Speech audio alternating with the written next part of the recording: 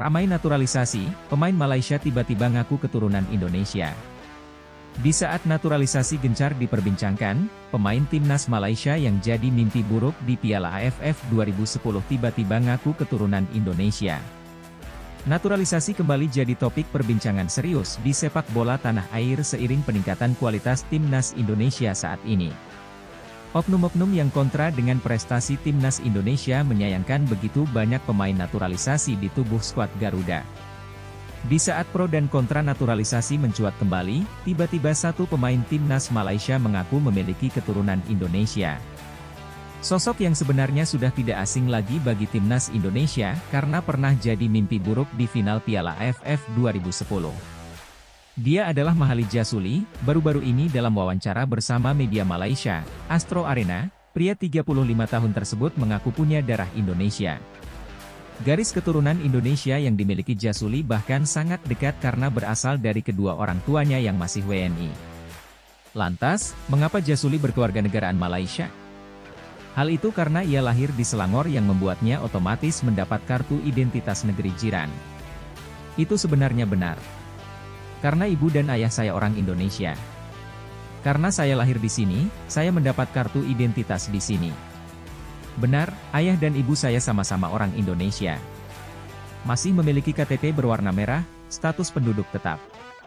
Tapi kalau lahir di sini, otomatis mendapat kartu identitas berwarna biru seperti saudara-saudaramu, ucap Mahalli Jasuli. Kedua orang tua Mahalli Jasuli diketahui berasal dari Gresik, Jawa Timur. Ia lahir saat kedua orang tuanya bekerja di Malaysia. Karirnya di dunia sepak bola mulai ditekuni sejak 2007. Beberapa klub top Liga Malaysia pun pernah ia bela seperti Selangor, JDT, hingga kini Kuala Lumpur City FC.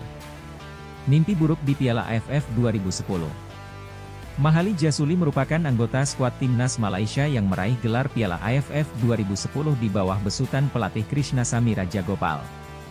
Debut untuk Malaysia saat menang atas Laos dengan skor 5-1 di turnamen tersebut, setelah sempat merasakan dibantai Indonesia.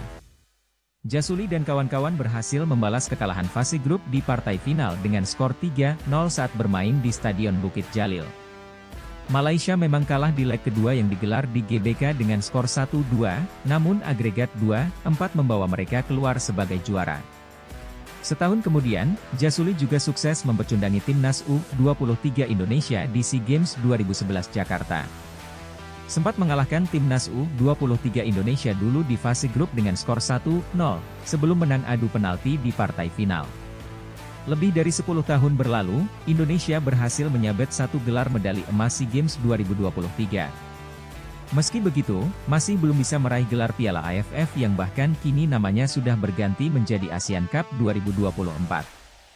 Akan tetapi, prestasi lebih tinggi dicatatkan skuad Garuda yang masuk ke putaran ketiga kualifikasi Piala Dunia 2026. Sebagai satu-satunya wakil Asia Tenggara yang mampu menembus babak tersebut, Malaysia, Thailand dan Vietnam pun tersingkir.